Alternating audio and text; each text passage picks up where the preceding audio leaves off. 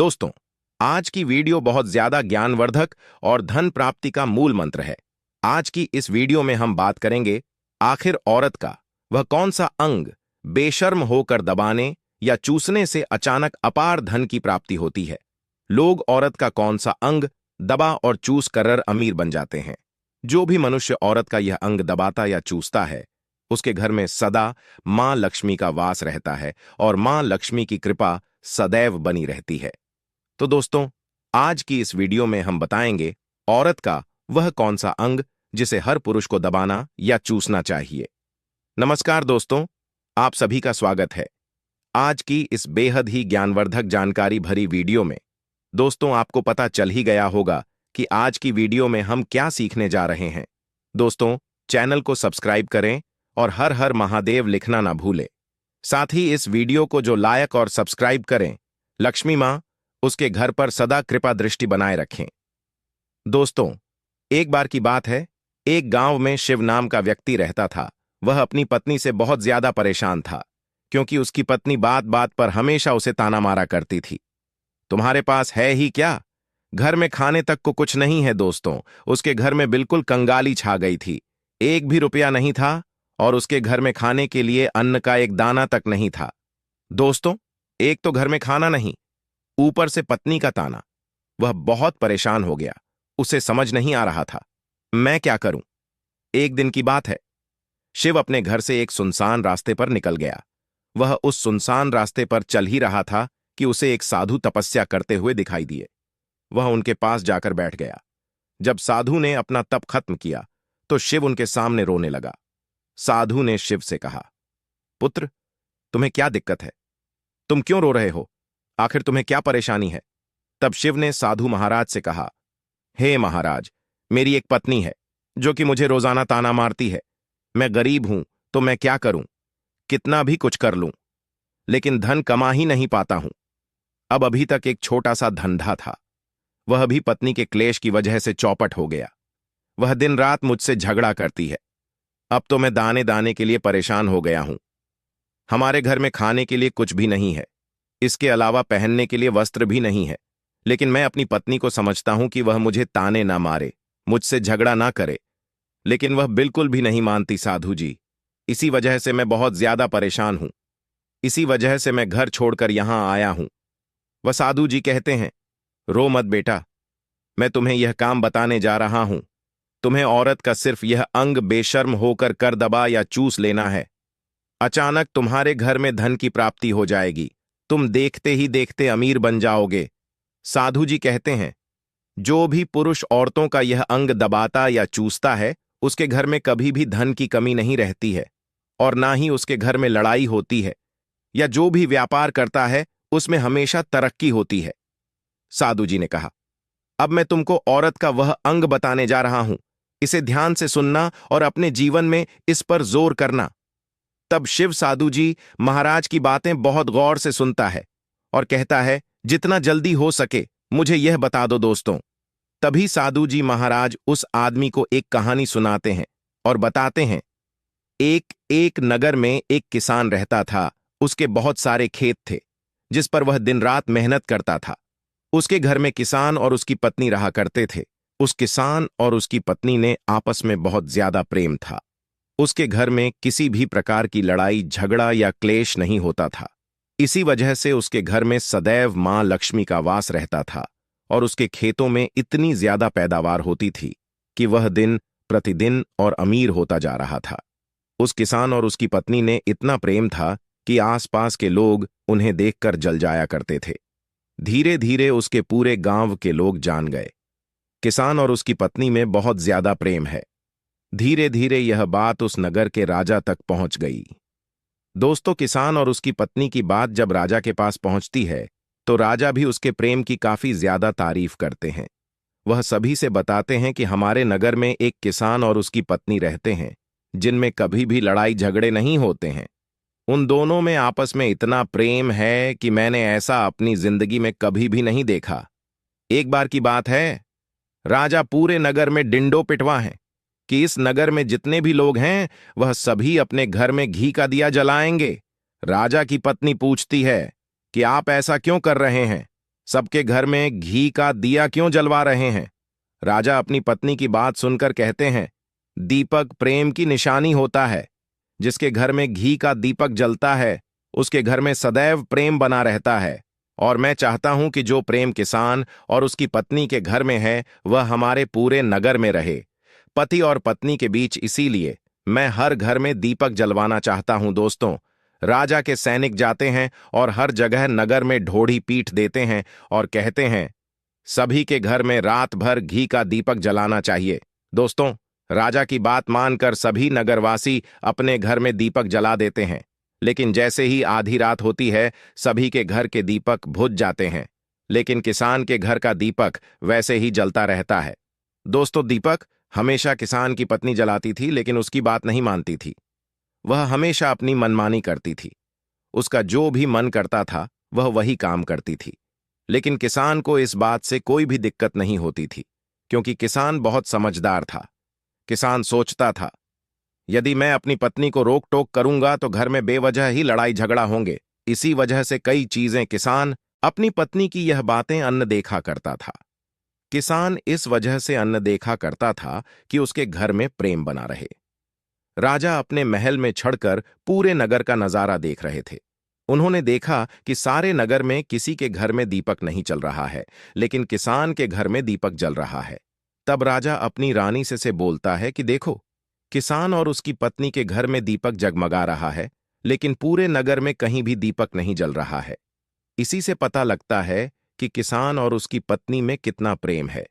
तब राजा की पत्नी राजा से बोलती है कि जो किसान और उसकी पत्नी में प्रेम है वह किसान की पत्नी की वजह से है, और इसी वजह से उसके घर में इतना ज्यादा प्रेम है। दोस्तों, जब राजा रानी की बात सुनता है तो कहता है, नहीं, तुम्हारा सोचना गलत है। जो प्रेम किसान के घर में है वह उसकी पत्नी की वजह से नहीं है, बल्कि वह किसान की वजह से है। रानी, यहां पर किसान बहुत ज्यादा समझदार है। आपका सोचना गलत है, और यही वजह है जो कि उनके घर में कभी भी लड़ाई झगड़ा नहीं होता है। दोस्तों, राजा कहता है किसान समझदार है, और रानी कहती है किसान की पत्नी समझदार है। दोस्तों, इसी तरह कुछ देर चलता रहा। राजा कह रहे थे किसान समझदार है, रानी कह रही थी किसान की पत्नी समझदार है। इसी बात को लेकर राजा और रानी के बीच काफी झगड़ा हो गया। इसके बाद रानी ने राजा की दाढ़ी उखाड़ ली और राजा ने रानी को उठाकर पटक दिया। इसके बाद राजा कहता है, हम लोगों को झगड़ा करने की जरूरत नहीं है। क्यों ना हम किसान और उसकी पत्नी की परीक्षा ले लें। सारा दूध का दूध और पानी का पानी हो जाएगा। लड़ाई करने के बाद इस बात पर राजा और रानी दोनों सहमत हो गए और दोनों की परीक्षा लेने के लिए तैयार हो जाते हैं। तब राजा अपने महल में जाता है और एक पुरुष सैनिक को बुलाता है, और पुरुष सैनिक से बोलता है कि तुम किसान के पास जाओ और जो जो प्रश्न मैं तुमसे बोल रहा हूं वह तुम किसान को बोल देना। वह पुरुष सैनिक बोलता है, ठीक है महाराज। वह पुरुष सैनिक राजा की बात सुनकर किसान के पास जाता है।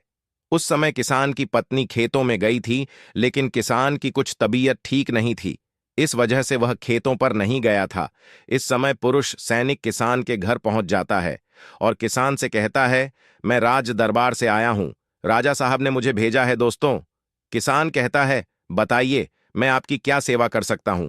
आप बैठ जाइए, मैं आपके लिए पानी लेकर आता हूं। तब वह सैनिक बोलता है कि नहीं, तुम कुछ भी मत लाओ, मैं राजा का सैनिक हूं, बस आपके पास राजा का समाचार लेकर आया हूं।